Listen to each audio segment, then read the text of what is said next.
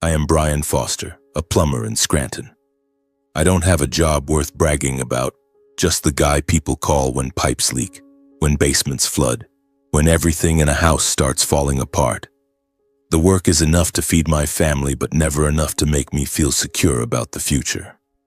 I stepped out of my old pickup truck, the back of my shirt soaked with sweat after a long day fixing pipes at an industrial shop on the edge of Scranton.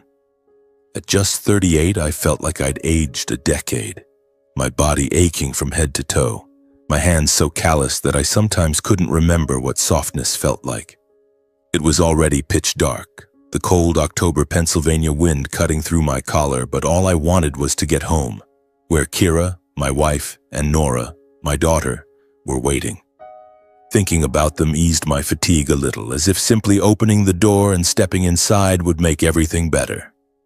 Our house was in a modest neighborhood, nothing fancy, nothing standout, but to me, it was home. A familiar place with the kitchen light on every evening, the smell of simple food and a routine that was repetitive but safe. At least, that's what I believed until the moment I slid the key into the lock and pushed the door open. And in that instant, I immediately sensed something was wrong. The house was shrouded in darkness. Not a single light was on as usual. I didn't hear Nora's sounds nor Kira clattering in the kitchen. And most importantly, I didn't smell the familiar dinner aroma, the scent of stew or toasted bread that she usually prepared each evening. I froze for a moment and strained to listen. The space around me was completely silent except for the wind whistling through the window cracks and my heart pounding in my chest.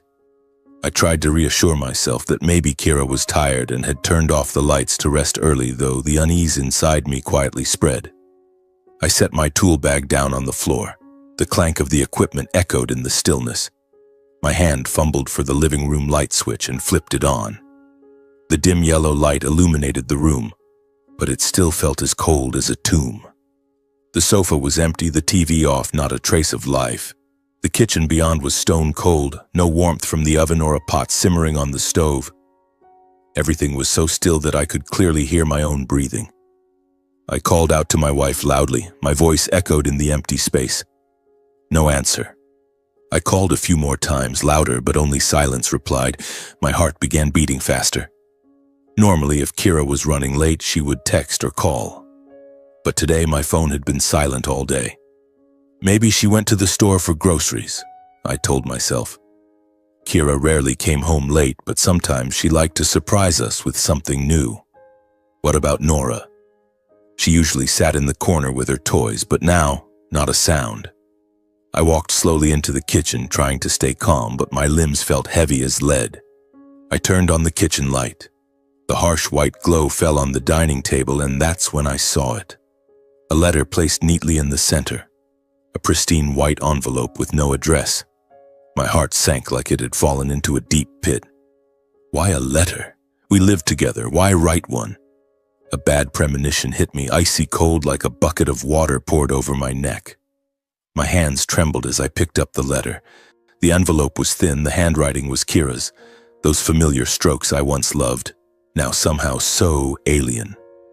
I tore it open, my hands shaking so much I nearly ripped the paper inside. Taking a deep breath, I read while holding my breath, as if exhaling would shatter everything. Brian, I've sat in front of this page for a long time, not knowing where to begin. Lately, I've felt myself slowly draining away, as if every breath is heavier than the last. The pressure from work, from life, from the same things repeating day after day. It's gone on too long, to the point where I no longer recognize myself. I'm exhausted, Brian. Not because of you, and not because of Nora. You and our daughter have never done anything wrong. It's just that I no longer have the strength to keep living in this feeling of deadlock, like standing before a wall so high I can't see a way out. I've tried. I really have tried so hard. But the more I try, the more I feel myself disappearing. And if I stay, I'm afraid I won't be the person you and our child need anymore. So I have to leave, not to escape you both, but to save myself before everything gets worse. Please keep living and take care of Nora in my place. She needs you, and you've always been her strongest support. I love you both. But this time I have to choose myself, Kira. The lines danced before my eyes, blurred through the tears welling up. No blame, no accusations, just a cold admission as if she had prepared for this long ago. Where had she gone? Why like this? My heart raced wildly, my mind spun. In panic, I rushed into the bedroom, shoving the door so hard the hinges creaked. The closet. I flung it open and the cold emptiness stared back. Kira's clothes were completely gone. Jackets, dresses, shoes. Everything vanished. Only empty hangers remained, dangling like reminders of her departure. This can't be. My wife wouldn't leave without any reason, I muttered, my hands rummaging through the closet as if hoping it was just a dream. But no, it was painfully real. The once familiar room now felt alien and cold. I hurried to our daughter's room, heart pounding like war drums. Nora was curled up on her bed, clutching the old pillow she loved. Her eyes were blank, emotionless, unresponsive to my presence. She's autistic, so such expressions weren't unusual, but today it cut like a knife into my heart. I felt drained of all strength, collapsing onto the floor, my mind reeling. Not from anger or resentment. I couldn't be angry at Kira because I understood part of her suffering. But the vague fear about the future was different. Raising Nora alone, in a house that had just lost its warmth. She needed special care, the kind of patience I sometimes lacked myself. How would I manage? Work, money, the nights Nora cried endlessly, all of it flooded my mind. I sat there, looking at Nora, and tears rolled down my cheeks. That night dragged on like a prolonged nightmare. I lay beside Nora, unable to sleep, just listening to her steady breathing while my heart felt heavy. The next morning, as sunlight peeked through the curtains, I forced myself to get up. There was no other choice. Kira was gone and life didn't wait for anyone. I glanced at the clock, 5 a.m. Normally, Kira would wake up earlier than me, preparing things for Nora. Now it was just me. My limbs heavy, I shuffled into the kitchen, trying to make a simple breakfast. Toasted bread with peanut butter, the one thing Nora liked, or at least didn't refuse. But that day, she sat motionless, staring at the plate without touching it. I encouraged her to eat, forcing a smile. Nora didn't respond. Her gaze was vacant, as if she were in another world. My heart tightened. This was only the beginning. From the day Kira left, my life was completely upended. The old routine collapsed almost overnight. Before, we shared the household tasks. Kira handled Nora, I handled earning money. Now everything piled onto my shoulders like a mountain weighing me down. I had no time to breathe, to process the pain of loss. Every day was a battle for survival, anxiously waiting to see if Nora would be okay that day. If work would go smoothly, if there would be enough money. It was dramatic in its own way. Not like an action movie, but with simmering tensions that built up gradually, making me feel like I was about to explode at any moment. Let me tell you about a typical morning so you can understand the hardship. I wake up very early, usually around 4:30, before the alarm even rings. First, I check on Nora.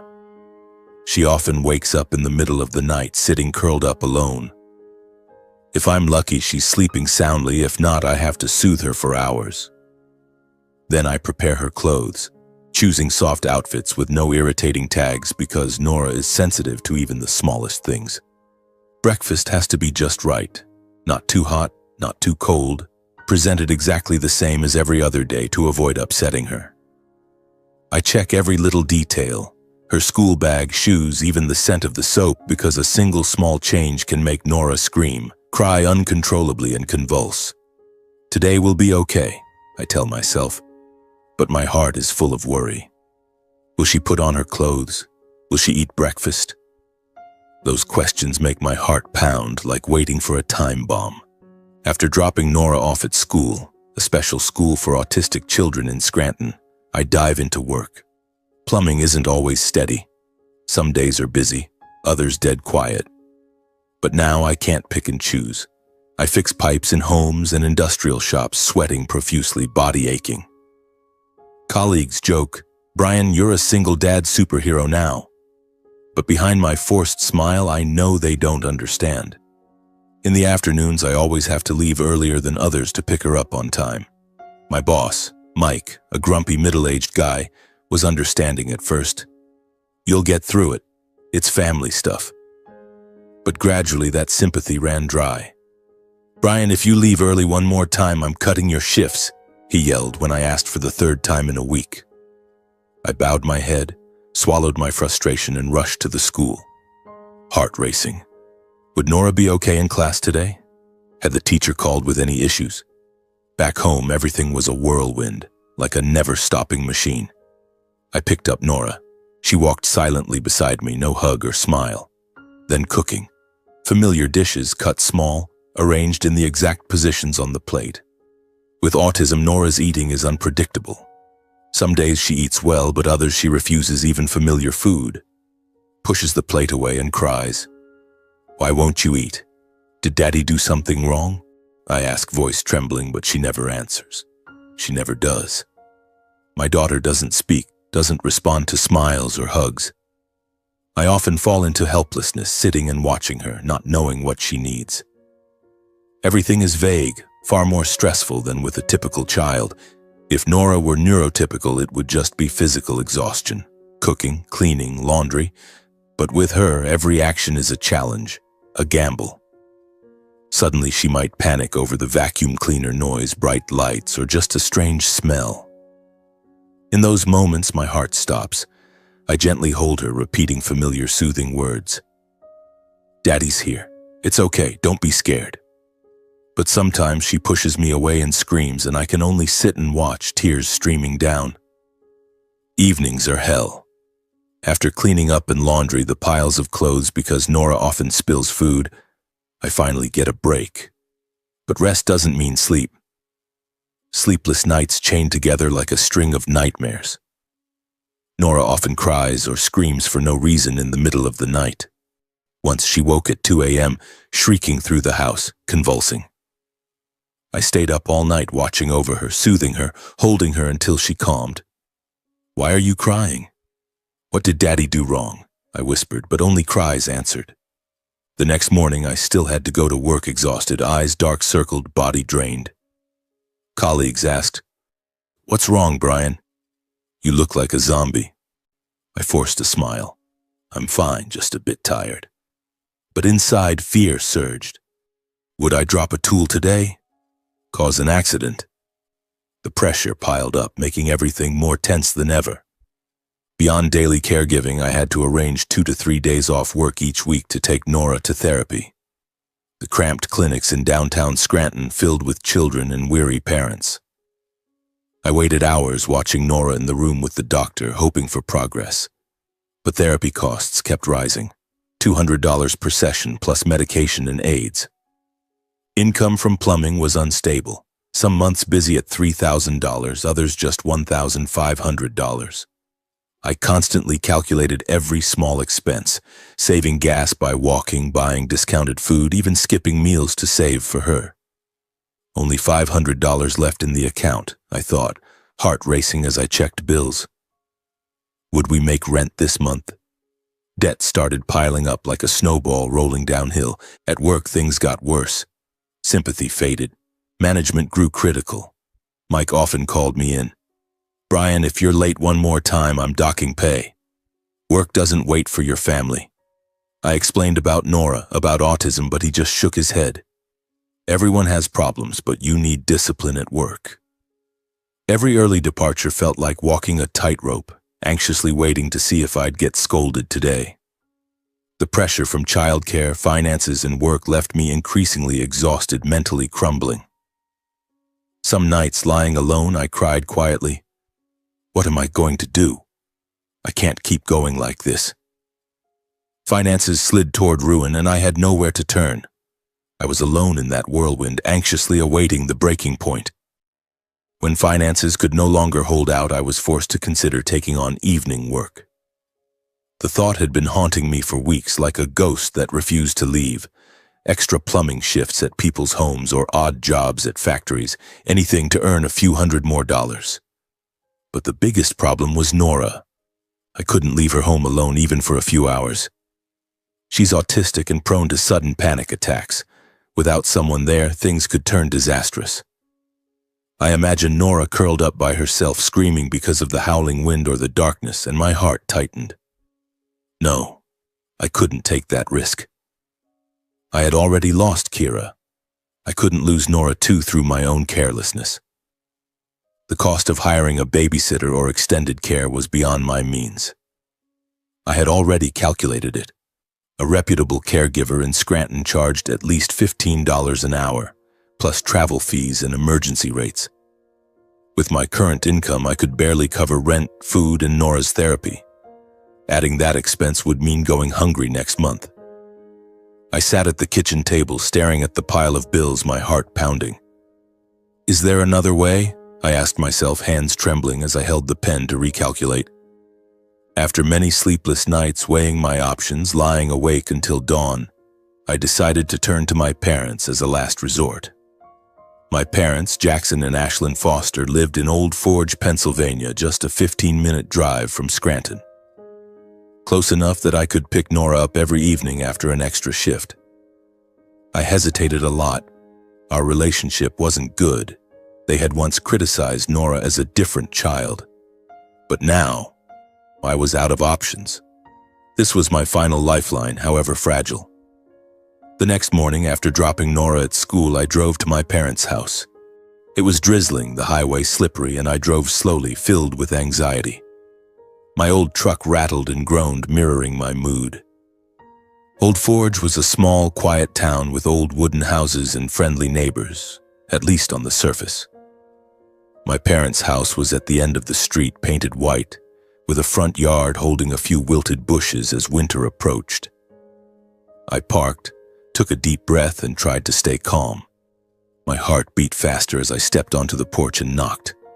Will they help me? The thought made me nervous, like awaiting a verdict. The door opened and my father, Jackson, stood there, hair completely white, face wrinkled with age. He was 65, a former coal miner now retired on a meager pension. "Brian, what are you doing here at this hour?" he asked, voice surprised but not warm. My mother, Ashlyn, peeked from the kitchen, dish towel in hand, eyes slightly narrowed. She was 62, her health frail due to arthritis.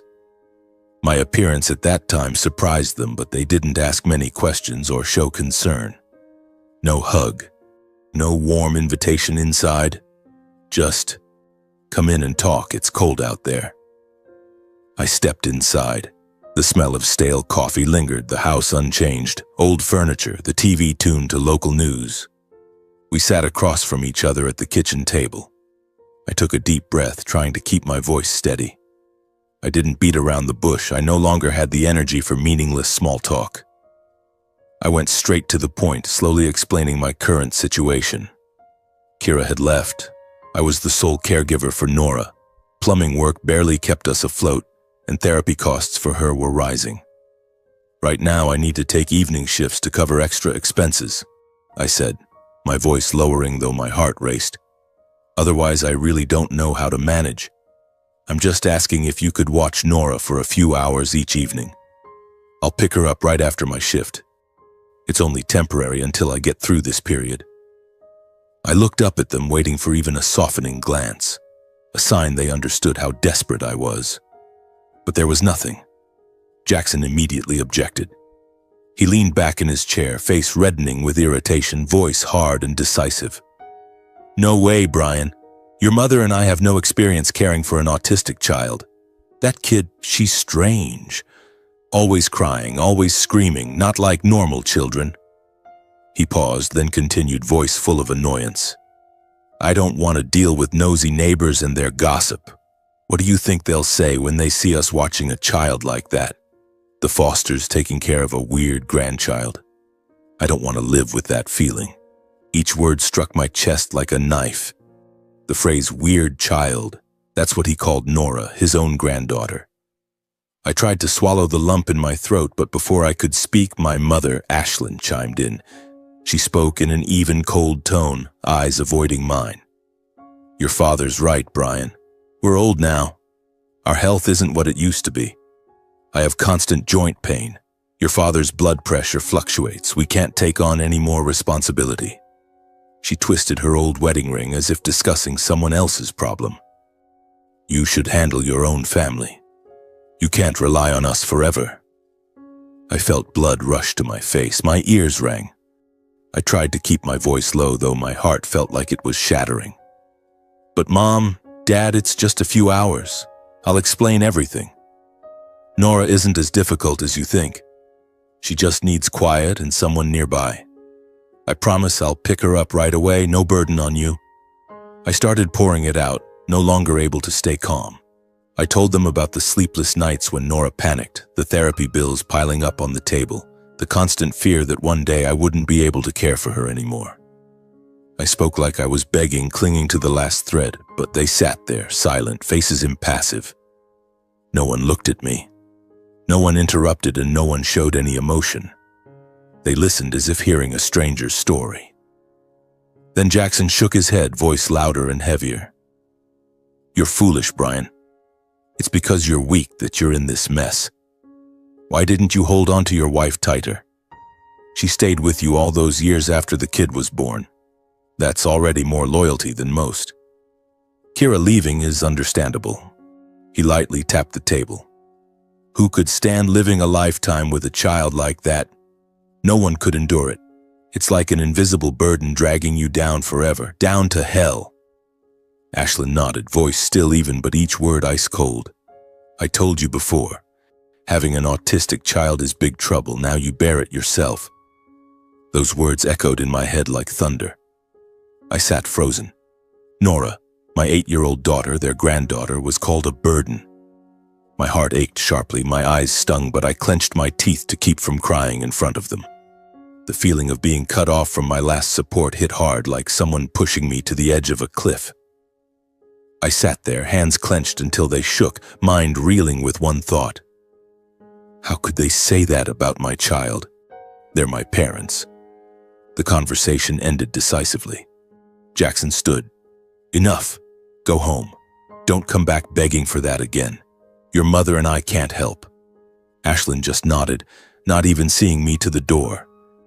I stumbled out of the old house, legs heavy, feeling like I had just lost another family. The rain fell harder, stinging my face coldly. I got in the truck, hands trembling as I turned the key, tears streaming down. What do I do now? There's no one left. That thought filled me with anxiety and fear. On the drive home, I drove slowly, remembering the past, childhood days when my parents were strict but loving.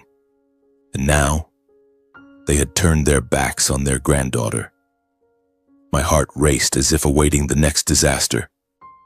Unable to rely on my parents and unable to take evening shifts, I began considering short-term loans just to get through the days, even though I knew deep down it wasn't a long-term solution. I sat at the kitchen table late at night, staring at the pile of bills, phone in hand, scrolling through quick loan apps. Just $500, I told myself, heart pounding as I hit the apply button. The interest rates were sky high, but I was out of options. The money hit my account a few hours later, enough to cover Nora's therapy bill for this month. But every time I thought about the repayment date, I lost sleep, lying awake imagining calls from the bank demanding payment, or worse, losing the house. That fear hung over me like a dark shadow, making everything more tense. Would I be able to pay next month? Or would it all collapse? I gritted my teeth and endured, telling myself I had to hold on until I found another way out, but the financial and emotional pressure slowly wore me down bit by bit. Every morning I woke up, body heavy, eyes ringed with dark circles from short nights. Work remained the same, fixing pipes drenched in sweat, but now I did it like a machine, with no energy left to joke with colleagues. The pressure was like an overinflated balloon waiting to burst. I tried to keep the routine for Nora, picking her up and dropping her off on time, cooking the right meals, but every action felt burdensome, like dragging a boulder. The prolonged exhaustion changed my mindset. I grew irritable, no longer patient enough to tune into her emotions as before, no longer strong enough to try understanding Nora's silent reactions. In the past, I always observed her closely, checking if her eyes looked tired, hungry, or if she just needed to sit quietly. Now I was more rushed, doing things half-heartedly. I urged Nora to eat in a curt voice when placing the plate in front of her, without waiting for her response. She stared at the plate, still not touching it, but I just sighed and turned away to clean up. My heart ached, but fatigue overshadowed everything. In those moments I wondered, what am I turning into? Fear crept in, that I was pushing Nora further away, but I didn't have the strength to stop. There were times I didn't ask what Nora needed, didn't try to connect, just went through the motions to get things done. Mornings, hurriedly preparing her things without looking into her eyes. Afternoons, picking her up, driving in silence, no longer telling stories like before. Nora sat in the back, clutching her bag, gaze distant. I knew she needed that connection, but my mind was full of worries, debts, work, bills. Boss yelled at me again today, I thought, gripping the steering wheel. The distance between us grew, like a silent crack spreading wider. Nora became more guarded, less approaching me, often curling up in her familiar corner of the living room, hugging her pillow as if to protect herself. Before, she used to sit beside me on the sofa, even if silent. Now she avoided it, and each time I saw that, my heart tightened. Is she afraid of me now? That thought made me anxious, like waiting for an explosion. On nights when Nora screamed for no reason, I just stood watching from afar, no longer strong enough to go over and soothe her as before. One night she woke around midnight, shrieking through the house, convulsing. I stood at the door, so exhausted my feet wouldn't move. She's at it again, I thought, voice full of weariness. Instead of rushing to hold her and sing lullabies as usual, I just watched, waiting for her to calm down on her own. Nora cried until her voice was hoarse, then gradually fell silent, curling up under the blanket. I went back to bed, lying awake, blaming myself. In those moments, a terrifying thought began creeping in. Maybe Kira left because she couldn't bear this endless deadlock and burden. I remembered her letter. She had said she was exhausted. Now I understood, because I was too. How am I any different from Kira? That thought cut like a knife, filling me with fear, that I too might give up and leave Nora alone. The distance between us grew as Nora became more wary, less approaching, often curling up in her familiar corner as if to protect herself. She started avoiding my touch, pushing my hand away when I tried to hug her. "Sweetie, let Daddy hug you," I said, but she turned away, sitting huddled. My heart ached sharply, but exhaustion made me stop trying. I began blaming work, money, Kira. Why has everything turned out like this? I thought, lying alone late at night. Anxiety surged. Did Nora still trust me? Or was she afraid of her own father? That day, my manager chewed me out harshly over a small mistake. It was Friday. I was fixing pipes at a client's house but forgot to check a valve, and water flooded the floor. My boss called and yelled, "Brian, what the hell are you thinking? A stupid mistake like this could lose us a customer. You want to get fired?" His voice echoed in my head the whole drive home. The injustice and fatigue left me returning home in a heavy mood, like carrying a rock on my chest. I opened the door. Nora was sitting in her corner, but I didn't smile, just trudged into the kitchen. "What a terrible day," I muttered, slamming my bag down hard on the table. That evening, Nora refused to eat, unresponsive to my calls, which only heightened my helplessness and irritability. I placed the plate in front of her and snapped for her to eat, my voice louder than usual. Nora looked at the plate, pushed it away, food spilling.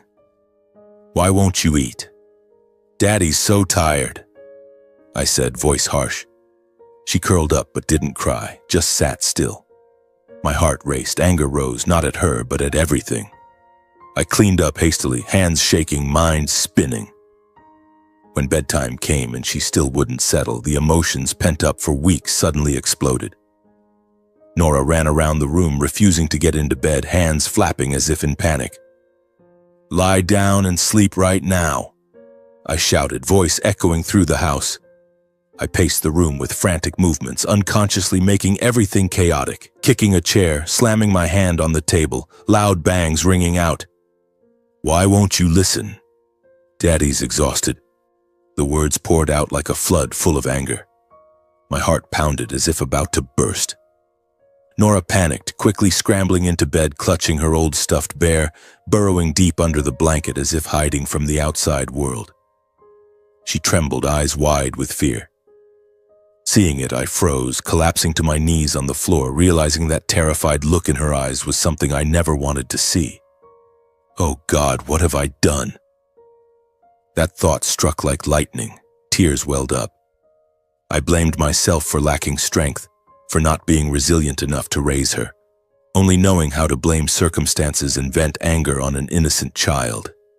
Nora, my innocent girl who needed only patience, was now terrified of me. My heart ached sharply. Anxiety built. Would she forgive me? Or was this crack irreparable? I slowly approached the bed, hands trembling, afraid a wrong move would panic her more. I'm sorry, Daddy's a bad father. I made Mommy leave, I whispered, voice breaking. I didn't hug her, just sat beside the bed, keeping distance, gently placing my hand on the blanket. Daddy's here now. I won't yell anymore. I'll just sit here doing nothing, I said, clumsy, soothing words, repeating the familiar rhythm, slow, steady, like an old lullaby. I patiently waited for Nora's breathing to slow. She still trembled, but gradually calmed.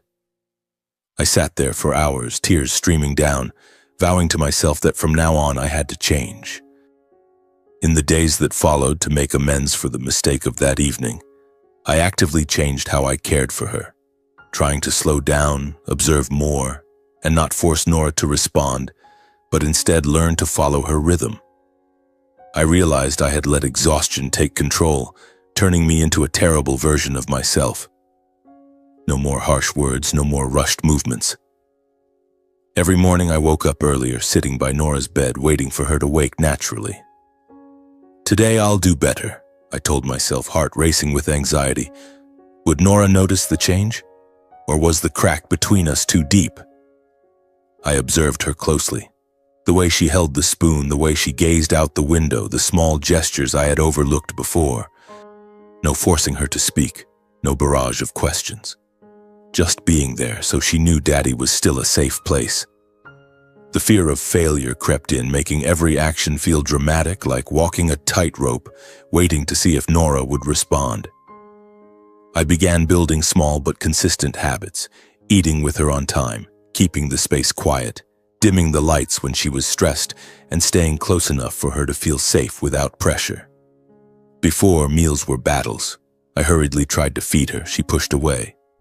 Now I sat across from her, eating slowly, saying nothing, just gently pointing to the plate. Eat nicely for Daddy, okay? I said softly, then fell silent. The house gradually grew quieter. I turned off the TV, lowered the radio volume, leaving the space filled only with the faint wind whistling through the window cracks. Whenever Nora started getting tense, her eyes darting rapidly, I dimmed the lights more, drew the curtains tighter, creating a warm, familiar dark corner for her. I knew she was tired, so I gently placed a blanket over her shoulders, keeping just enough distance, not touching directly so she wouldn't panic. Those small habits were like a fragile thread holding father and daughter together. Yet every day that passed, I remained endlessly anxious. Would Nora eat today? Would she have a meltdown? The weight of what had happened still pressed heavily on me, making me constantly fear that one small mistake would cause everything to collapse. I grew more patient when Nora was silent, no longer asking rapid questions, just sitting nearby and doing familiar things so she knew I was still there. One afternoon, Nora was curled up in the corner of the room, hugging her stuffed bear. Instead of pulling her out, I sat a few steps away, holding a book and reading in an even tone. She didn't look, but I noticed her shoulders relax a little. She feels me, I thought, heart warming yet mixed with worry. Those moments accumulated like building a fragile bridge. But night after night, the memory of that explosive evening haunted me. Nora's fearful eyes cutting like a knife. I can't let it happen again, I reminded myself, lying awake, anxiously awaiting dawn to keep trying. One day, in the middle of a job, I unexpectedly received a call from Nora's teacher. My heart tightened, mind going blank with fear that something had happened to her, or she had caused trouble. It was during a plumbing repair at an old house on the outskirts of Scranton.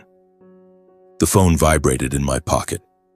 I wiped my mud-covered hands and looked at the screen. The school. Heart pounding, blood rushing to my head. What's wrong with Nora? Is she hurt? The worst thoughts flashed. Panic attack, fall, or worse. I answered, voice trembling. Has something happened to my Nora? The teacher, Mina Park, spoke calmly. It's nothing serious, Mr. Bryan. I just want to talk about Nora. Can you come to the school? Those words didn't fully dispel the worry, but enough for me to breathe a sigh of relief. Heart still racing, I asked to leave early, ignoring my manager's annoyed glare and harsh reminder. Mike yelled, Again, Bryan. Work doesn't wait for you. I bowed my head. Sorry, boss, it's a family matter. Then I rushed to the car, driving to the school covered in sweat and grime, hands and feet still dirty from work. On the way, I imagined all sorts of things. Nora hitting someone, or sick.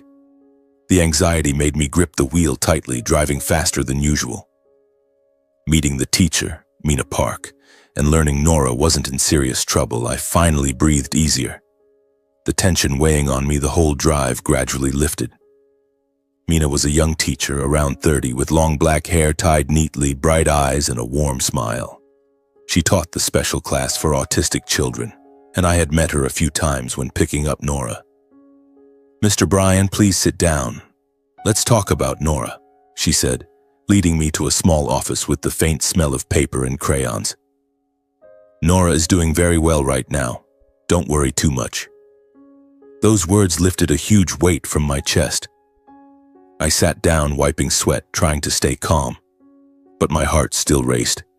Why the sudden call? Was something serious? Mina gently handed me several drawings, saying they were what Nora had created in class recently. I froze, surprised and awkward. On the A4 sheets were scribbled lines, blue mixed with red. Strange shapes resembling twisted trees or blurry faces with indistinct features. Are these really drawings by my daughter?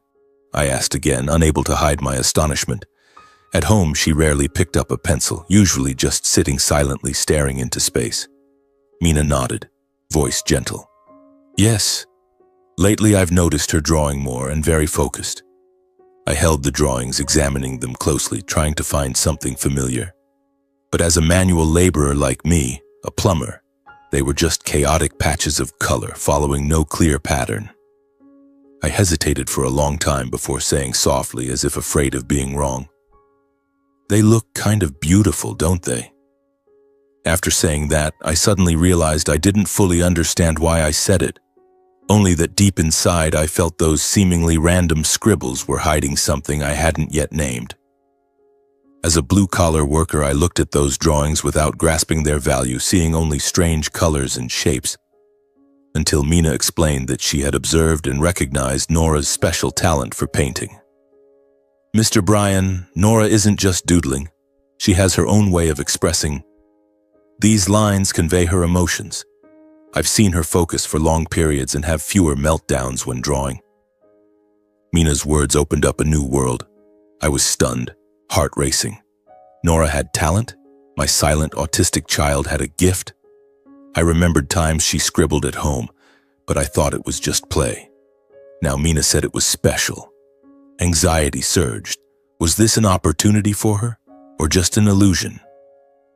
Mina suggested seriously discussing extra lessons and development for Nora, not to chase achievements, but to help her find a way to express herself suited to her world.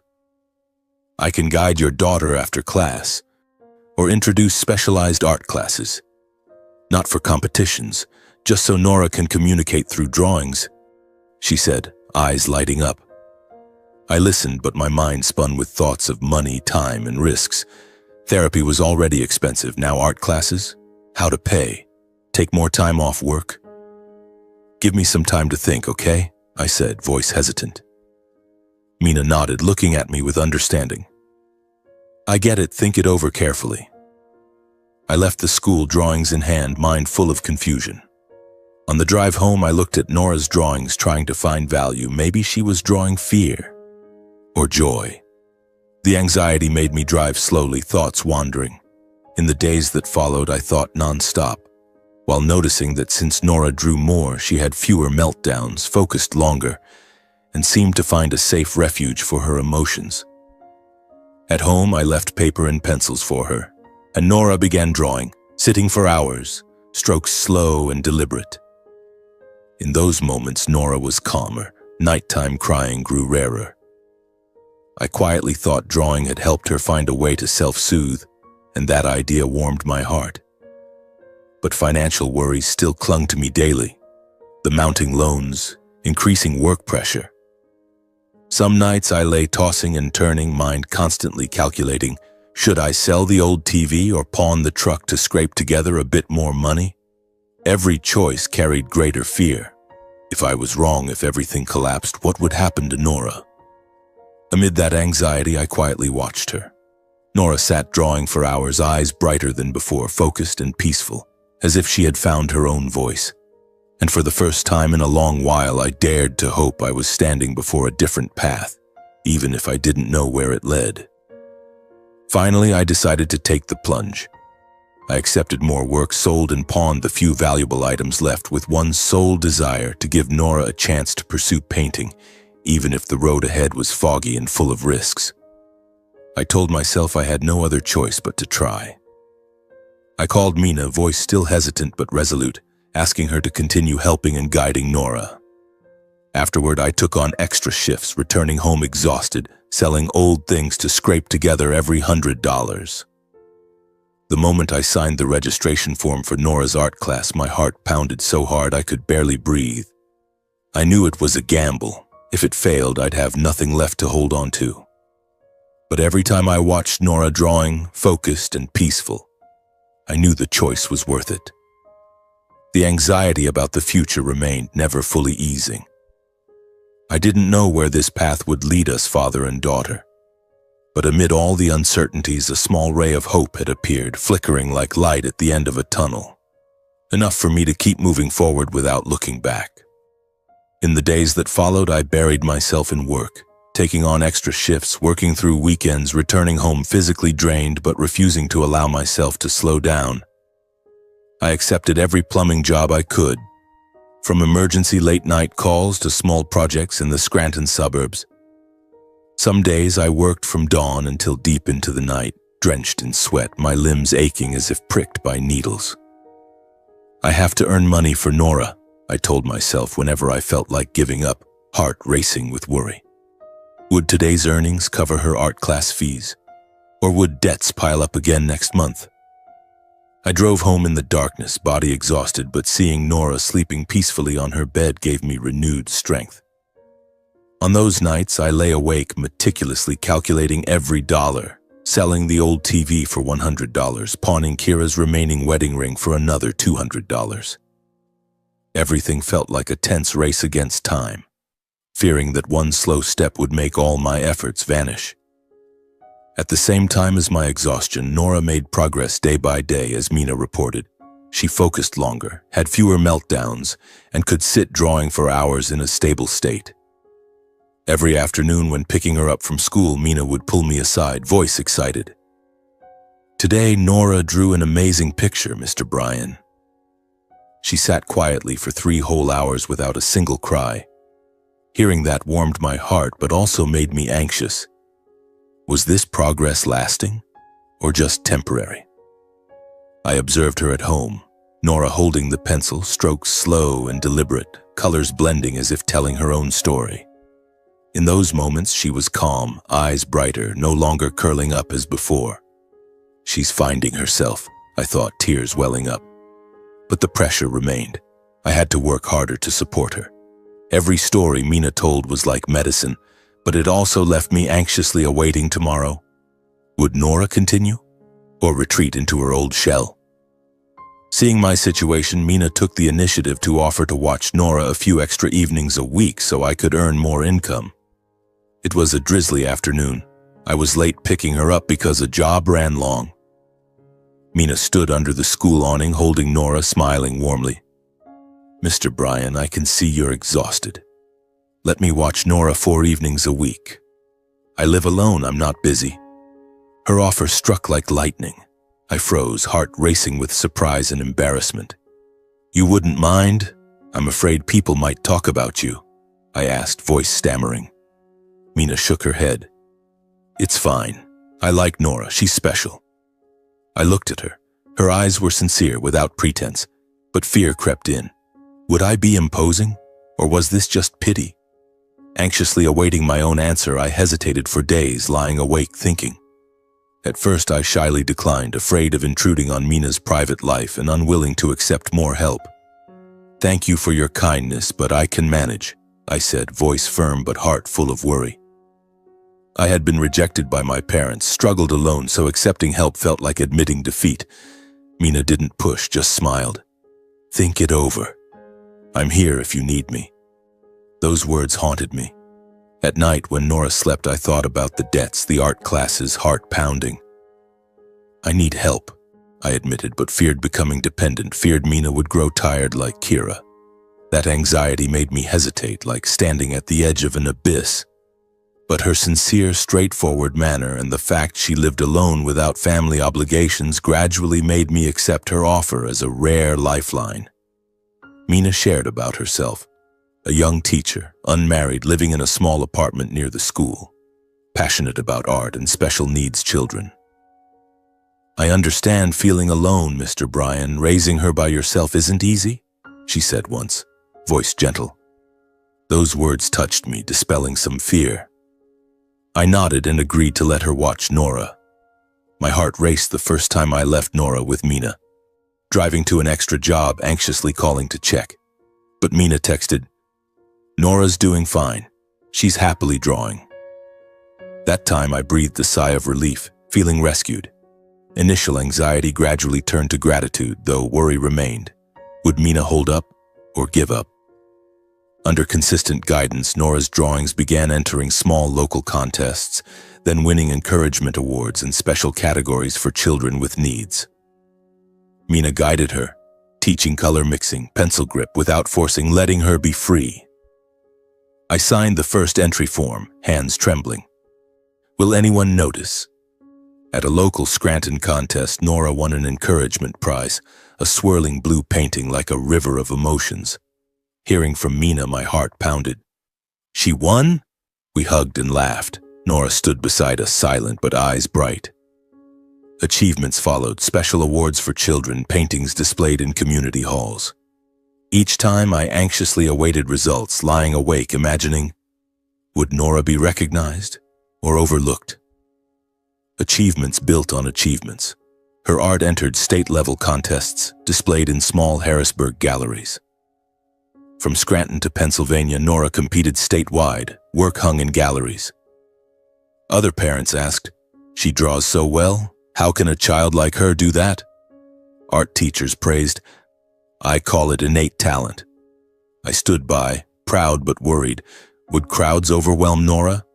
I kept her away from spotlights. Only Mina guided. Each exhibition was a dramatic peak, anxiously awaiting feedback, fearing disappointment. But Nora progressed. Drawings grew deeper, like whispers from her private world. A few people began offering to buy paintings for modest prices, enough to cover art and therapy costs. To me, it was the first time the world recognized her effort. The first sale, $100 bought by a parent for their child. Holding the money, hands trembling. Nora, Daddy's girl, is amazing. That money paid for classes, easing debt. Anxious accepting offers, would they regret it? But they praised, her paintings have soul and true artistry. To me, it wasn't the money, but recognition. Nora was no longer a burden, but an artist. Heart warmed, yet worried. Future uncertain. A small gallery proactively contacted us, offering to represent Nora's work on a trial basis, the first time I signed legal papers on her behalf. The gallery in downtown Scranton, run by an elderly art lover. Nora's work is special. We want her to paint for us, she said. I read the contract, heart racing. Legal complexities, fearing mistakes. Mina helped explain. I signed, hands shaking. This is a big step, I thought, anxiously awaiting outcomes. Gallery sales, money trickling in. Family finances gradually improved. I paid off short-term loans, no longer dreading therapy or class fees. Art sales, a few hundred monthly, covered costs. I cleared loan debts, bought new supplies for Nora. No more sleepless nights calculating money, but still anxious. Would this flow stop? Or Nora tire? Though life eased, I didn't let myself relax, maintaining strict routines so Nora wouldn't be disrupted. Meals on time, sleep on schedule, avoiding crowds. My daughter needs stability, I reminded myself, declining big exhibition invites, fearing pressure. Mina advised, "Don't rush, Mr. Bryan. Nora needs time to adjust." I listened, prioritizing therapy and mental stability, rejecting hasty offers that might stress her. A major gallery invited, I declined. Nora's not ready. Heart raced deciding, fearing missed chances, but she mattered more. I started a fund in her name, saving all art earnings for Nora's future. No spending on myself, no personal dreams. Bank account growing with each sale. For a better future or later therapy, I thought. I wore old clothes, ate simply but joyful for Nora. Anxious, watching balance rise. Enough? But hope grew. Watching her quiet growth, I gradually understood Nora's success wasn't money or awards, but finding a safe way to exist in this world, and I was determined to protect it at all costs. Nora drew, rare smiles appearing, eyes bright.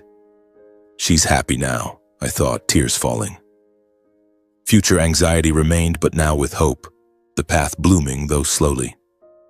In the days that followed, after the community exhibitions and state-level awards, Nora's paintings began selling more steadily. Not with fanfare, but enough to create a stable flow. Her emotions visibly lightened. Fewer meltdowns, longer focus, and she actively sought out the easel whenever stressed. The first painting sold for $100, then $150, gradually reaching $200. Not large sums, but to me, each payment felt like an affirmation. The world was listening to Nora through her brushstrokes. I remember the third sale. A parent at the Scranton Community Exhibition held a swirling blue painting and said, "It reminds me of my own sadness." I took the money, hands trembling, thinking of the nights Nora drew late, forgetting to eat. Nora's progress was clear. She cried less at night, could draw for hours without needing me beside her. When stressed, she turned to the easel herself, strokes flowing like whispers. She's speaking to the world now, I thought, heart racing with joy mixed with worry. Would this attention overwhelm her? Or bring trouble? That anxiety made me more vigilant, reviewing every painting Mina submitted, fearing the spotlight would disrupt the peaceful routine we had just built. One day I received an invitation from a local station wanting to do a short feature on an autistic child finding her voice through painting, focusing on the intervention journey, family, and supportive environment, not emphasizing achievements or money. It was a Wednesday morning. I was fixing pipes at a small workshop when my phone vibrated in my pocket. "Unknown number," I answered, a young woman's voice. "Is this Mr. Bryan Foster? We're from WNEP, the local Pennsylvania station. We've heard about Nora and would like to do a short segment." My heart tightened. TV? A feature? I stopped working, cold sweat running down my back. "About my Nora?" I asked, voice shaking. She explained, focusing on the journey, not exploitative, just inspirational. I hung up, mind reeling. Fame had arrived, but I feared cameras, panicking Nora, words twisted. Anxiously waiting, I drove home thinking of potential issues, strangers asking questions, curious stares. Should I do this? That thought made my heart race faster. I hesitated, consulting Mina, weighing the psychological impact on Nora, only agreeing on conditions, filming in familiar spaces, short duration, no disruption to her routine. That evening, I met Mina at the school and told her. "What do you think?" I asked, voice worried. Mina thought, if controlled, it could be good for Nora, showing people autistic children have talent too. But prioritize her. We discussed for hours, Filming at home, just 15 minutes, no flash, no crowd. I called the station back, setting terms. Only in the kitchen and art area, Nora doesn't have to speak, and I review it first. They agreed. My heart pounded, signing the agreement. This was a turning point, but I feared Nora's fear. In the days waiting for filming, I prepared. Told her about it, drew with her, watched reactions. Nora was silent, but I saw her more tense, strokes messier. Am I doing the right thing? That anxiety felt like a ticking bomb, awaiting filming day. The segment aired soon after, low-key but enough for Nora's name to spread beyond the local art community, bringing inquiries, invitations, and curious glances from outside. Filming went smoothly. Gentle crew, questions to me about the journey, distant shots of Nora drawing. It aired Friday evening. I watched with Mina, heart racing. The story of Nora Foster, the autistic girl finding her voice through painting, the narrator said warmly. They told our story about Mina without exploitation. But afterward, my phone rang non-stop. Friends congratulating, galleries asking for work, even other reporters contacting. Nora was mentioned on local social media, her art spread. I was happy but worried. Bigger exhibition invites, interview requests. Fame came slowly along with troubles I wasn't mentally prepared for. Handwritten letters, strangers visiting, curious looks at the supermarket. Heart racing each time. Was this blessing or curse? One evening, as father and daughter ate quietly in the kitchen, there was a knock at the door. I thought it was Mina, as she occasionally visited at that hour. Simple dinner, pasta and salad. Nora eating slowly, me telling about her drawing that day.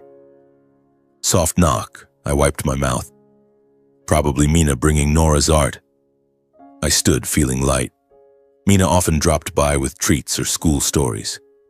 But when I opened the door, my briefly relaxed expression froze.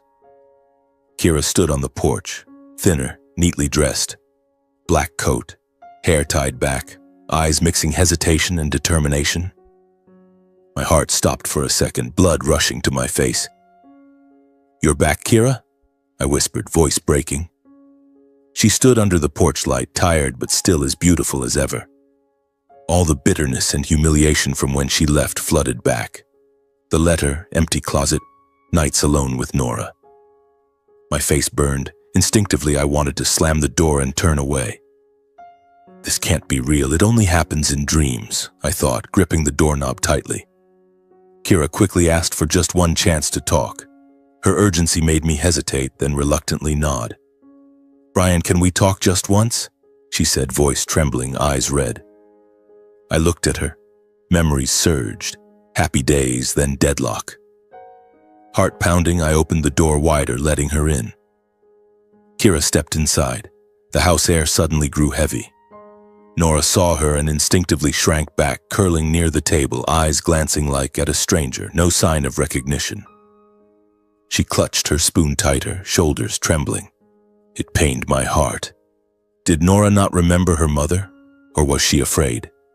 Kira paused, eyes tearing. My daughter's grown so much. But Nora didn't react, just sat still. The atmosphere tensed, anxious, like awaiting a storm. What did Kira want? Or was it illusion? We sat across from each other at the kitchen table. I didn't turn on more lights, just the dim yellow glow on the surface. Nora curled in her familiar corner, arms hugging knees tightly, not crying, but shoulders shaking slightly. Kira looked at her long before speaking. "I thought a lot before coming here," Kira said, voice choked. "Those years..." I was truly exhausted, Brian. The pressure of caring for Nora, work, everything piling up. I felt trapped, like in a sealed room with no exit. She took a deep breath, hands clasped tightly. Back then, I thought leaving would make things better for everyone. But I was wrong. Wrong from the moment I turned away. Kira looked up at me, eyes red. "I missed you both, every day. I know I have no right to ask anything, but I truly want to come back to mend things and to care for Nora." Tears streamed down. "I'm sorry, Brian. Sorry for abandoning you alone, sorry for not being strong enough. I want to make amends, even just a little." I listened silently, heart racing heavily. Her words touched my old pain, the exhaustion, deadlock, feeling of no escape I had experienced. I listened while watching Nora. She didn't cry, but shoulders trembled as if holding herself together. Maybe she had truly suffered, I thought, and my judgment slowed, but fear remained intact. I spoke, voice slow and cautious. If you suffered so much, why only return now? Kira bowed her head, silent long before continuing. I lived alone, Brian. Lonelier than I imagined. Every day was regret. I realized I ran instead of facing it. The kitchen air grew heavy, as if one wrong word could explode everything. I made no promises. I glanced at Nora, then back at Kira. I need time to think, I said slowly. Nora's just stabilized. I can't let her be disrupted again. Any decision puts her safety and stability first. Kira nodded, wiping tears. I understand, I'll wait. I won't force anything. She stood and left, leaving heavy silence behind. That night I lay awake long, mind reeling with one unanswered question. Kira's return, hope, or another danger? I told Mina everything. She only said gently, "Watch Nora. Her reactions will tell you more than any apology." In the weeks after, Kira returned a few times. She stayed restrained, not pushing, not deeply interfering. She brought small gifts, drawing books, colored pencils, then sat far away, quietly watching. At first, Nora remained curled up, keeping distance. But gradually she grew accustomed, no longer panicking when Kira appeared. And that fragile change made me waver, though I still held quiet caution inside. I observed, heart racing each time. Was Nora okay? Kira apologized often, shared her suffering, and only when seeing Nora undisturbed did I agree to let her move back in with us, though inwardly keeping silent guard. But fear lingered. Was she sincere? Or hiding something? Anxiously waiting, a new life began, full of drama and unease. In the days that followed, the three of us began living together again, but everything had lost its old rhythm. I still went to work as usual, still returned home on time. Yet the atmosphere in the house grew heavy and distant. Before, the house was warm, even with just father and daughter, filled with the sound of Nora's pencil strokes and the smell of simple meals. Now, with Kira back, the air felt shrouded in a fog. Early mornings, I got up to prepare food. Kira shuffled out of the bedroom, offering a brief greeting. No smiles, no hugs. We ate breakfast in silence, only the clink of spoons against plates. Nora sat between us, gaze vacant, looking at no one. I went to work, fixing pipes with a tangled mind. Would things be okay when I got home today? Or would something explode? Afternoons I returned on time, finding Kira on the sofa scrolling her phone, Nora in her corner. No laughter, no stories. The house was the same, but like it lacked oxygen, making me breathe heavily. Every night I lay awake, heart racing with worry. Was this life sustainable? Or just a fragile illusion waiting to shatter? Between Kira and me existed an unnamed void. Daily activities proceeded quietly, lacking connection, as if we shared the same space but belonged to different worlds. We slept in the same bed, but I stayed on the edge, back turned, not touching her. Old intimate gestures, a hair stroke, a goodbye kiss, vanished, replaced by polite words. We talked about the weather, bills, but avoided the past, the letter, her departure, the nights I cried alone with Nora. That void grew wider each day like a deepening chasm. I remembered our early marriage days, hugging and laughing, now only cold distance. My heart raced whenever sitting near her, should I ask, or stay silent to avoid conflict. That anxiety made everything tense, like walking on thin ice awaiting a crack. Nora didn't approach her mother proactively, nor seek comfort from her. She only seemed more comfortable and happier going to school to meet Mina. She sat at a distance from Kira, eyes avoiding, no hugs, no smiles. When Kira tried to get close, stroking her hair, "Nora, come to mommy." She curled up, pushed the hand away, turned aside. Seeing it pained my heart. Did Nora remember her mother? Or had she grown used to the absence? But at school, she moved faster, sat beside Mina drawing, eyes brightening. Mina told me, "Nora even smiled while drawing today, Mr. Bryan." At home, she was quieter, drew less. I worried, heart racing each morning, dropping her off. Was she okay with Kira? Or silently enduring? That fear built up, making me watch her closer, anxiously awaiting bad signs. Because Kira had returned, I had to apologize and explain to Mina that I could no longer rely on her to watch Nora, even though I knew deep down how vital that stability had been for her. It was an afternoon shortly after Kira moved back. I met Mina at the school after her classes ended. I spoke, voice slow and cautious. "Teacher Mina, I want to tell you something. Kira, my wife, has come back." I paused, then continued as if needing more courage. "So I think from now on I shouldn't trouble you anymore. With Nora's mother at home, continuing to ask you to watch her might make you uncomfortable. I don't want to put you in an awkward position, especially since Kira can care for her herself." After saying it, my throat felt dry. I knew I was saying logical things rationally, but my heart didn't fully believe the decision. I spoke, voice choked, eyes avoiding hers. Mina looked at me, eyes briefly sad. "I understand, Mr. Bryan. I also think Nora will be better with her mother." I apologized, heart aching. Mina had helped so much. Now I was pushing her away. Deep down, I knew Mina was Nora's anchor, the extra drawing sessions, the advice. Now what? Would Nora lose that? Anxiously awaiting consequences, I drove home, worried. Would Nora regress? Or would everything be fine? From then on, negative changes began appearing. Nora slept less, often waking at night, more easily startled and harder to calm than before. Previously, she slept well, rarely cried at night. Now, in the middle of the night, she woke screaming, convulsing. I rushed over, holding her. "Daddy's here. Breathe calmly, sweetie." But she took longer to settle, trembling more. Some nights, she stayed awake until morning, eyes red. I observed. She startled at Kira talking on the phone late. My heart raced. Why like this? Was Kira the cause? Fear surged, keeping me awake, anxiously awaiting the next night. Would she cry again, or worse? She gradually stopped drawing. Blank papers lay untouched on the table, the easel forgotten, as if her safe refuge had vanished. Before, Nora drew for hours, strokes flowing freely. Now she looked at the easel, shook her head, turned away. I tried encouraging.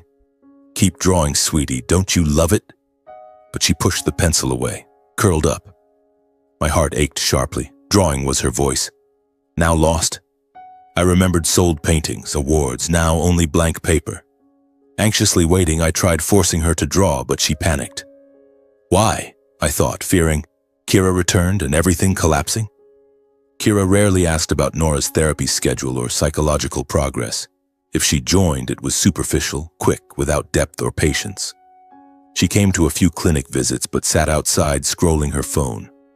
"How's Nora doing, honey?" I asked. She shrugged. "She's fine, isn't she?"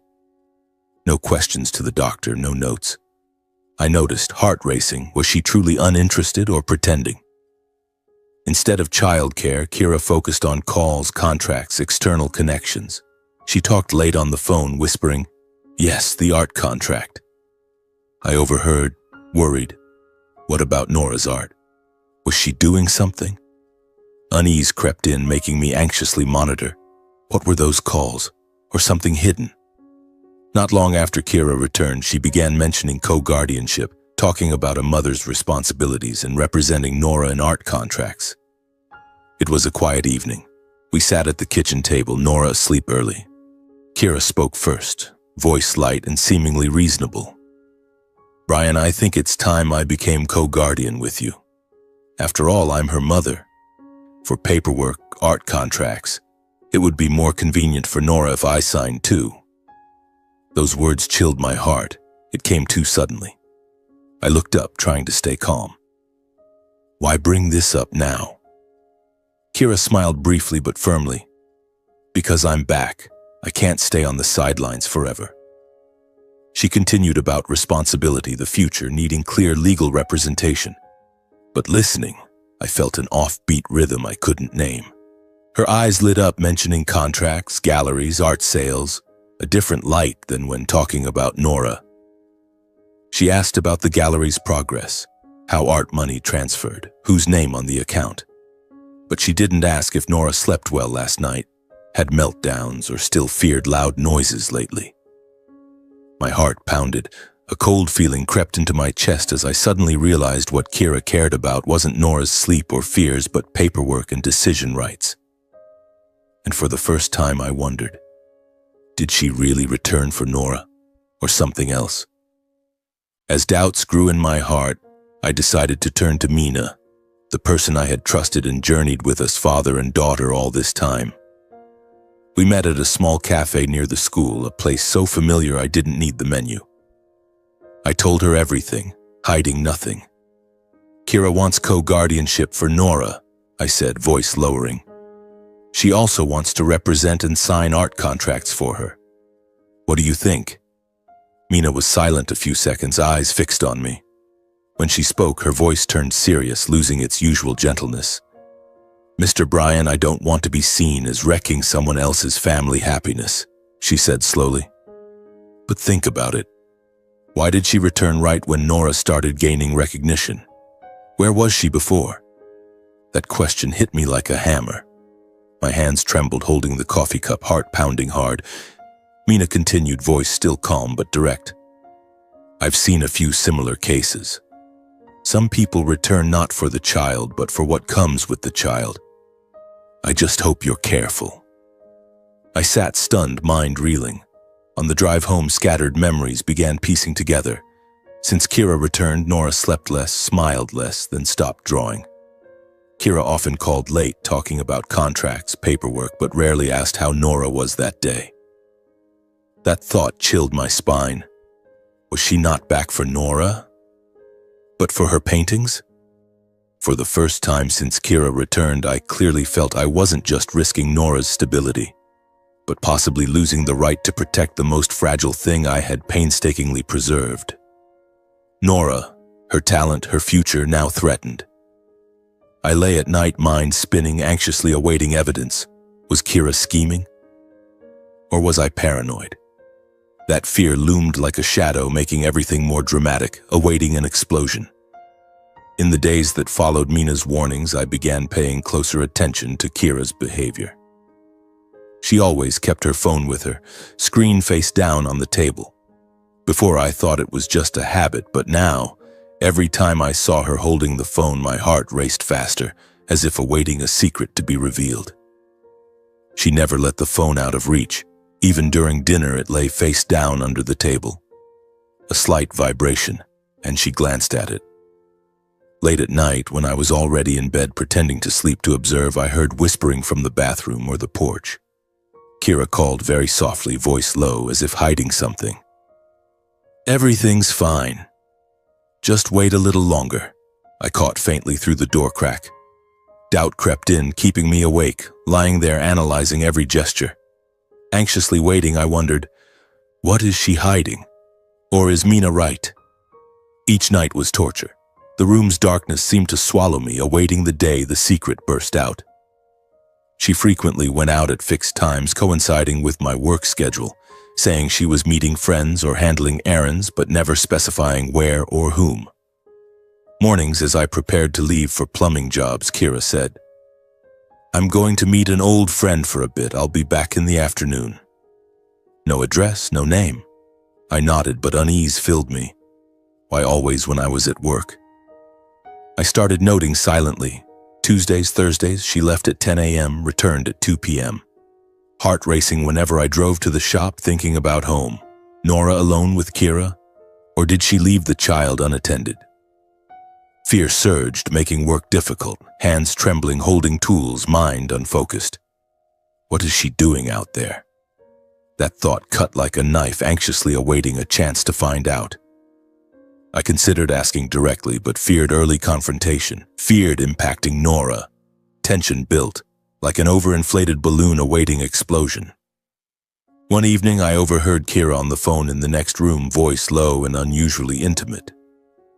She lowered it further, sounding confident, mentioning everything was nearing the final stage, telling the person on the other end to be patient because the plan was almost successful. It was a Friday night. I had gone to bed early from exhaustion but wasn't asleep.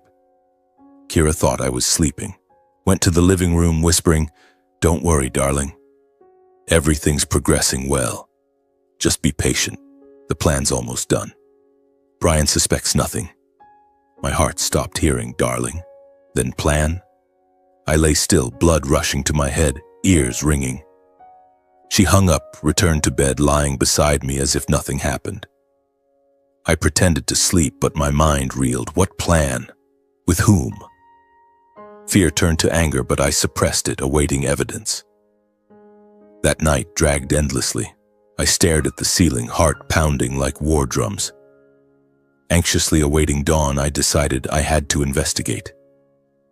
Bad premonitions urged me to secretly follow her, and I discovered that on weekdays when I was at work, Kira frequently left to meet a man outside. I started acting, asking to leave early a few times, pretending to forget something, returning home. One Tuesday, I parked a block away, saw Kira leave at 10 a.m., drive to a cafe near downtown Scranton. I followed, heart pounding wildly, cold sweat flowing. She met a man around 40, suited, looking like a lawyer or businessman. They sat close, whispering, hands touching. I took photos from afar, hands shaking. Oh God, is she cheating? But why return to me and Nora? I drove home, mind in turmoil. Subsequent times were similar. Meetings in parks, small hotels. That truth made me realize her apologies and reconciliation were just a cover for a premeditated plan. She returned for Nora's paintings, for money, not love. Heart aching sharply, anger surging. How dare she exploit my child? Anxiously awaiting the climax, I gathered evidence, fearing delay would lose everything. The climax came one afternoon when I returned earlier than expected and witnessed Kira forcing Nora to draw despite the child's panic and refusal. I had asked to leave early for a headache, parked down the street, entered quietly. Kira's voice came from the art room. "Draw, Nora. Mommy says draw. Why won't you listen?" Nora screamed, pushed the pencil away, convulsing on the floor. Kira gripped her hand, forcing it. "You have to draw for Mommy, understand?" I burst in like a whirlwind, heart pounding madly, mind blank. "Stop! What are you doing to my child?" I shouted, voice breaking with terror. Kira, startled, turned, still holding Nora's hand tightly. A tense struggle ensued. I pushed Kira away from her. "What are you doing?" she yelled, angry and flustered. "I'm just helping her. She needs to draw, don't you see?" But Nora had completely collapsed. She trembled violently, curling up like a cornered animal, sobbing uncontrollably, deaf to everything around. I held her tightly, feeling her tiny body shaking in my arms. Tears streamed down uncontrollably. I said, voice hoarse, "Leave. Don't touch my child again. Don't force her like that." The house air grew suffocating, tension so thick one more word could explode everything. In my mind, only one fear. If this continued, Nora would be permanently damaged. I allowed no more hesitation. That very night, I decided to take her away. I hurriedly packed essentials, carried Nora to the car as she still hiccuped softly, then drove straight to Mina's apartment on the Scranton outskirts. When Mina opened the door, seeing my ashen face and Nora in my arms, she froze. "Mr. Brian, what happened?" she asked, voice full of worry. I spoke quickly, voice trembling as if stopping would silence me forever. "About Kira. She forced Nora to draw. The child panicked. Please watch her for me. Just tonight." Without further questions, Mina took Nora from my arms, holding her familiarly and gently. "It's okay, Nora. Come inside with me," she said soothingly. "Come in. Let her calm down." In just a short time at Mina's, Nora gradually settled. She sat at the small table, picked up a pencil again, initial shaky strokes slowly steadying. I collapsed onto the sofa, hands clutching my head, feeling all strength drained. My mind reeled with hundreds of questions, but deep down, I knew one thing. I couldn't let this continue. In that suffocating anxiety, I understood it was time to end everything, though the road ahead would be far from easy. After hearing the whole story, Mina directly advised ending the situation before irreparable harm to Nora. We sat in the kitchen. I told everything. Late calls, meeting the man, forcing drawing. Mina listened, eyes serious. You must divorce and gain custody. Kira isn't here for love, but for Nora's art money. Those words confirmed my fear, heart racing. Divorce? Court? But Mina was right. Nora was regressing. I nodded, tears falling. Thank you. Anxiously awaiting the next step, I prepared documents. After many sleepless nights thinking, I decided to file for divorce and sole custody, ending all prior compromises. Those nights dragged. I lay at Mina's, reflecting on the past. Kira leaving, returning deceptively. I must protect Nora, I told myself, calling a lawyer. Filing at Scranton Court, hands trembling, signing, divorce, custody, heart pounding, anxiously awaiting trial. Would I win or lose her? At trial, Kira countersued for guardianship and legal representation rights, claiming I hindered the child's future and opportunities. Pennsylvania courtroom, tense atmosphere. Kira in a suit, lawyer beside. Brian is selfish, blocking me from mothering. I want guardianship to sign art contracts for Nora's development. I listened, trembling with anger. She was lying. Heart racing, anxiously awaiting my turn. My side countered with clear evidence. Kira's extramarital affair, years of sole caregiving and therapy attendance by me, plus expert testimony from Mina confirming I was the only one consistently transporting monitoring therapy and ensuring Nora's psychological stability. My lawyer presented evidence, photos of Kira meeting the man, call logs, therapy records showing only my involvement. Mina testified, Brian has cared for Nora throughout. Kira was indifferent. Forcing drawing caused panic affecting treatment. Moreover, Mrs. Kira abandoned the home for a period before returning. The judge listened. I sat, heart pounding. Was it enough?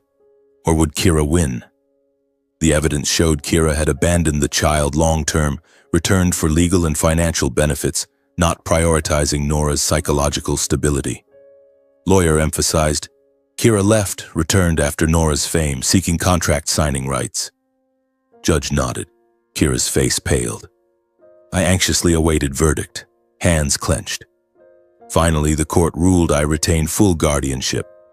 Kira restricted access and no financial or contractual representation rights for Nora. Mr. Foster retains custody, Mrs. Foster limited visitation. The judge's words felt like release. I cried, Mina patting my shoulder. Kira left court, eyes red. My heart gradually calmed, but anxiety about the future lingered.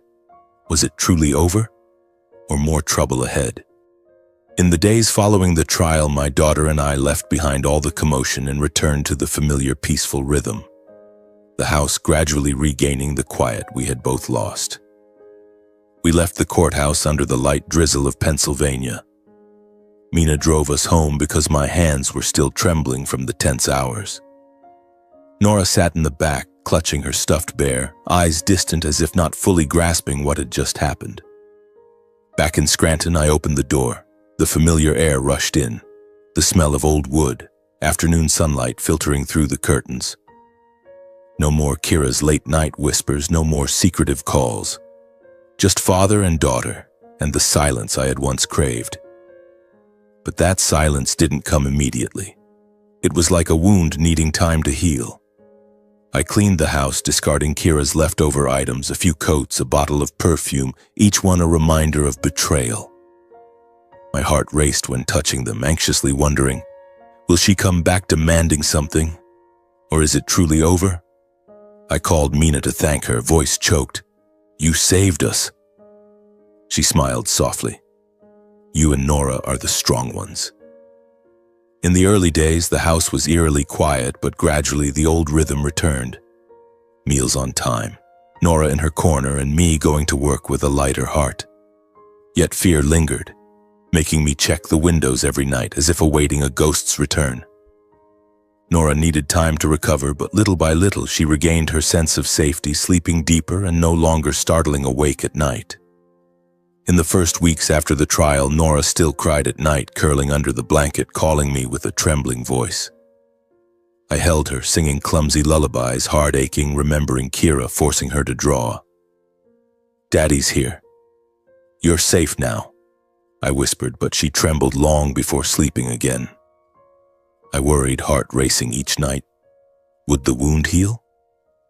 Or would she carry it forever? I took her to therapy more often, the doctor said. It takes time, but she's stabilizing. And it was true, bit by bit. A week, Nora slept past breakfast time. 2 weeks, no longer startled by small noises. I watched her sleeping, breathing steadily, face peaceful, and tears rolled down. I anxiously awaited. Would she cry today? Or was everything truly better? Those moments felt like a slow race, full of inner drama, awaiting signs of recovery. Blank papers were placed on the table again, tentatively at first. Then familiar strokes gradually appeared, as if she was finding her way back to her world. I bought new paper and colored pencils, placing them in her room without pressure. In the early days, Nora looked at the paper, touched lightly, then turned away as if fearing memories of being forced. My heart tightened. Drawing had been joy. Now fear. I sat nearby, saying nothing, just doodling beside her. "Daddy just wants to draw with you. Draw if you want, okay?" I said softly. At first hesitant, she held the pencil, one stroke, then stopped.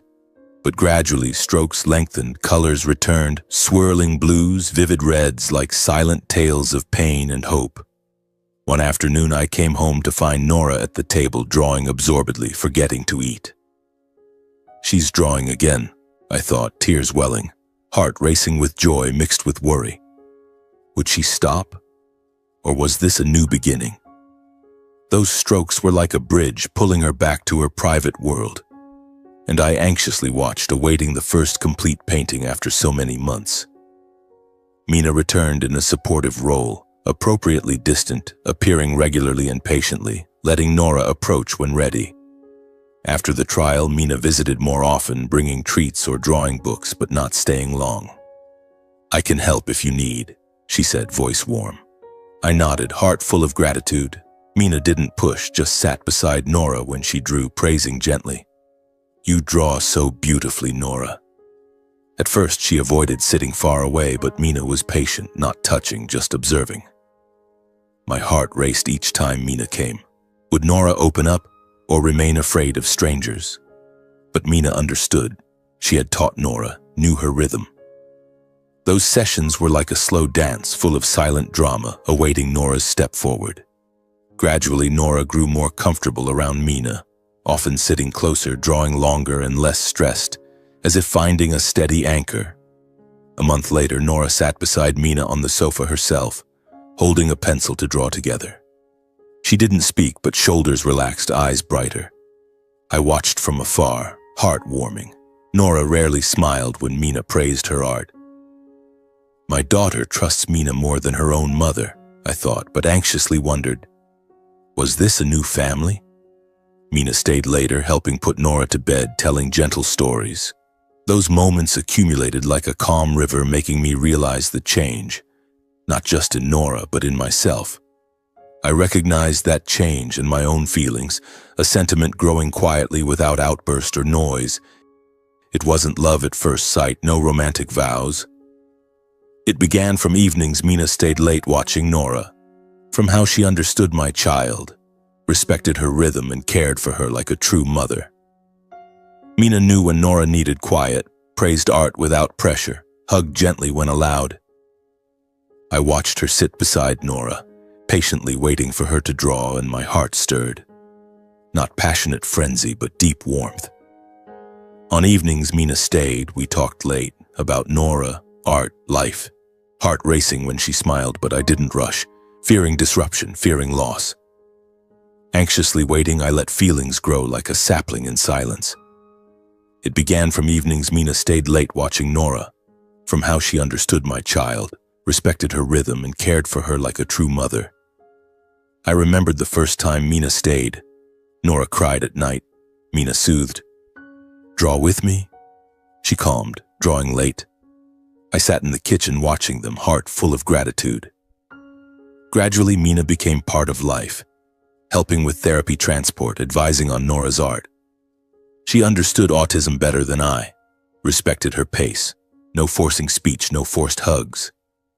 Mina is like Nora's real mother, I thought, heartwarming. But feelings grew through small details, a smile, an accidental touch.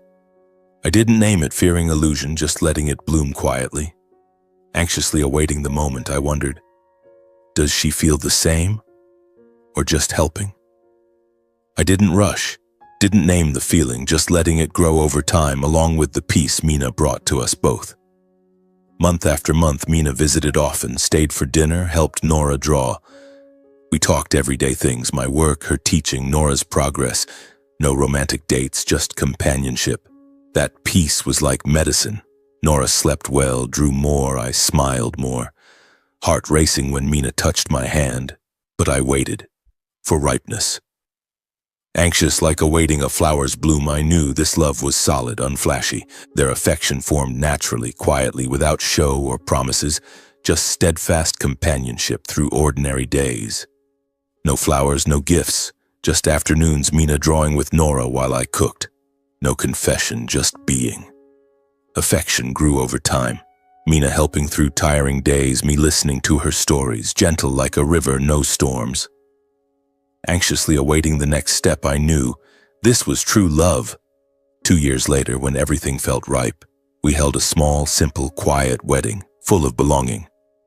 It was a spring morning in a small Scranton park with just a few close people. Nora stood beside Mina in a cute flower girl dress, holding her hand tightly, calm and safe. Mina wore a simple white dress. Soft sunlight on her hair made her smile extraordinarily gentle. I held her hand, feeling my own tremble. I can't promise you a perfect life, I said slowly, voice hoarse with emotion. But I promise to stay on easy days and the hardest ones. Will you walk with me? Mina looked at me long, eyes sparkling, then nodded softly. She said, voice small but firm, yes, as long as you're there like you've always been for Nora. No big reception, no loud music. Just a warm family meal afterward, soft laughter, tight handholds. When I slipped the ring on Mina's finger, my heart pounded so hard I could barely breathe. For the first time in so long, I understood belonging, not flashy, not showy, but solid. I still thought about the future with very human anxiety, but this time worry no longer overshadowed happiness. Because I knew after all the loss, we had chosen each other and stayed. Our life afterward wasn't perfect, but stable and warm in its own way. Nora continued drawing, therapy growing in a safe environment where she was heard and respected. We lived simply. I still plumbed, Mina still taught. Nora drew and sold paintings little by little. We weren't wealthy, but enough not to fear daily. Nora grew. Drawings matured, therapy progressed markedly. Most importantly, she lived without pressure, where Mina understood her and we always respected her rhythm. Hard days still came, but this time we weren't alone. We faced them together slowly and patiently. Initial anxiety faded, giving way to peace, the peace I once thought I'd never have again. One quiet afternoon, I leaned against the doorframe, silently watching Mina sit beside Nora, drawing together in soft sunlight. Light filtered through the window, falling on their hair, warm and slow. Mina leaned in, smiling at Nora, praising softly as if afraid to break the moment. I stood there, tears quietly falling, old memories gently returning. The day Kira left, cold trials, desperate nights, and Mina appearing at the right moments. In that instant, I simply thought, thank you, life, for not turning away from me. I gradually understood family isn't always blood or titles. Sometimes family forms from those who choose to stay when everything collapses, when there's nothing left to promise but exhaustion and hurt. Mina didn't give birth to Nora, bore no obligatory duty, but she chose to stay, patiently, quietly, without demands. To me, that was true family. I also learned true love isn't possession or control, but protecting the peace of those you love. I protected Nora with all I had. Mina protected us with understanding and gentleness. No forcing, no commanding, just choices for each other's safety and happiness. To me, that was love. The greatest lesson I carry: don't let titles, power, or legal papers obscure true responsibility. Children don't need signers. They need those who understand, listen, and stay when most afraid. Kira had rights, papers, but didn't understand Nora. Mina needed no title, yet understood her deepest. And if I could leave advice for my past self, or anyone facing hard choices, always choose the child's safety and stability. All lasting happiness starts there. I chose that, though the path wasn't easy. And that choice brought me here today. Peaceful, fulfilled, no longer afraid.